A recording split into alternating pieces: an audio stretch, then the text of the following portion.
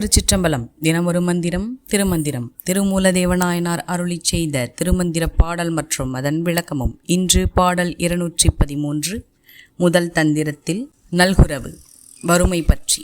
திருமூலதேவநாயனார் திருவடிகள் போற்றி போற்றி.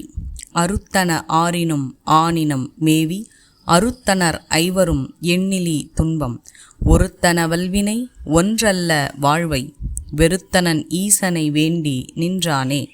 உயிர்கள் கண் பார்த்தல், காது கேட்டல், மூக்கு நுகர்தல், வாய் சுவைத்தல், மெய் தொடுதல் அல்லது உணர்தல் ஆகிய 5 இந்திரியங்களின் உதவியால் உயிர்களின் பசி உணவு சாப்பிட்டவுடன் தீர்ந்துவிட்டாலும் அதே இந்திரியங்கள்தான் ஆன்மாவுக்கும் இறைவனுக்கும் உள்ள தொடர்பையும் அறுத்து விடுகிறது. ஆகையால் உயிர்தான் எடுத்த பிறவியில் எண்ணிலடங்காத துன்பங்களை பெற்று வருந்துகின்றது. மேலும் ஜென்மவினை, கர்மவினை, எண்ணவினை, பந்தம், பாசம், பற்று, செல்வம் என பல காரணங்களாலும் துன்பம் அடைகின்றது. துன்பத்தின் இறுதியில் இனி இப்படிப்பட்ட பிறவியே வேண்டாம் என்று வெறுக்கும் உயிர்கள் பிறவியில்லாத நிலை வேண்டி ஈசனிடம் நிற்கின்றன.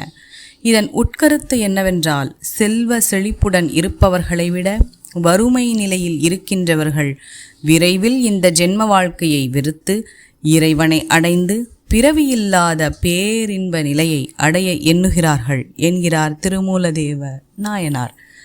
திருச்சிற்றம்பலம். இந்த 3000 திருமந்திரத்தினையும் ஓத குருவருளும் திருவருளும் துணை நிற்கட்டும்.